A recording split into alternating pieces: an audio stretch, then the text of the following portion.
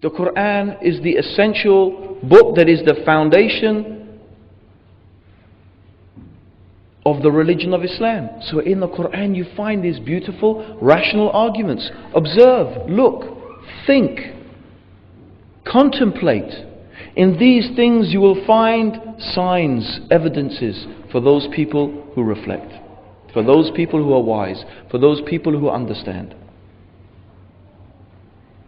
And if you think and you reflect, then you will realize that, yes, this universe, it did not create itself, and it did not come from nothing, so it must have a creator. There must be one that has brought this universe into existence. And the creator of this universe cannot be of the same nature as the universe. The creator of the universe must be different. Because if the creator of the universe was of the same nature as the universe, then it would also need a creator. And then that creator would also need a creator, and you will have creators creating creators ad infinitum. In fact, you would never get anything created. It is not reasonably possible. So the creator must be different. So as the universe is temporary, the creator is eternal. As the universe is needy, it means it needs a creator, it needs one to bring it into existence and to make the laws through which and by which it exists. Then the creator must be self-sufficient, without any needs.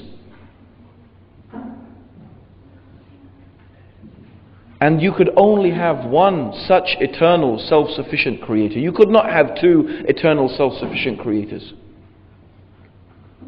Therefore, what the Quran teaches, and this is what you will find the Quran teaches, fundamentally about God, that there is one God who is eternal, who is self-sufficient, who has brought this universe into existence, who has created it and who sustains it and who maintains it.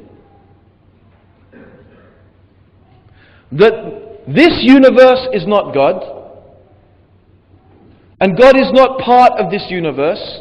God is the creator of it. Nor does God become something inside this universe, because that would contradict reason. That is an unreasonable and an irrational claim that could never ever be proven. If anyone says God became a man, that is a claim that you can never prove. You can claim it, you can say I believe it, but you can never prove it, because by definition, the belief that God became a man is something that contradicts reason. Because man is temporary, man is needy, man breathes, man eats, man is born and man dies. But God is eternal.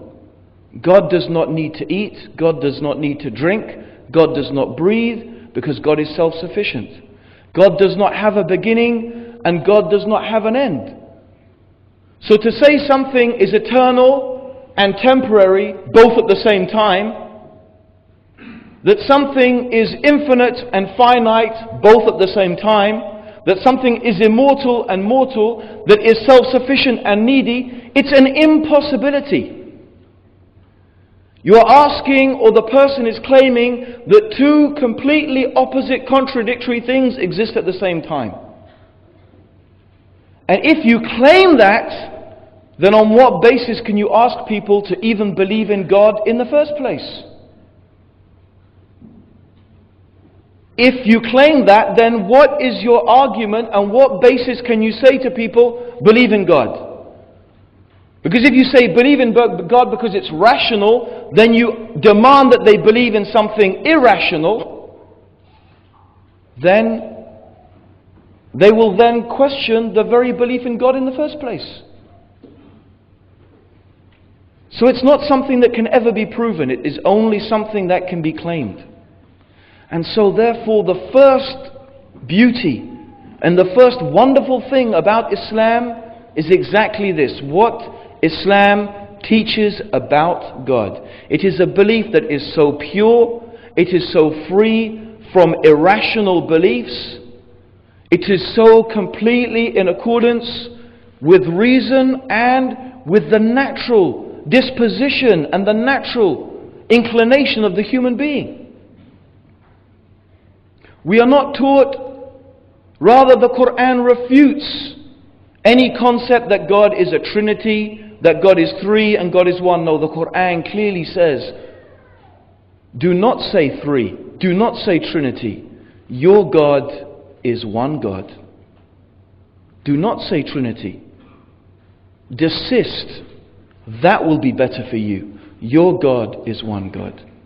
The Quran says about those people who believe that, for example, that Jesus is God, then the Quran gives a beautiful, rational argument to appeal to the common sense and to the nature of the human being.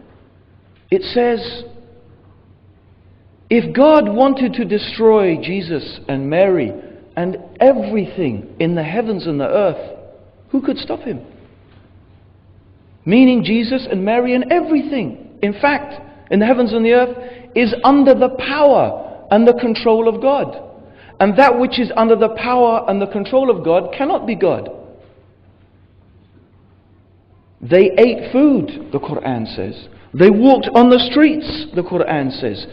See how we make our signs clear to them, and see how they are turned away from the truth.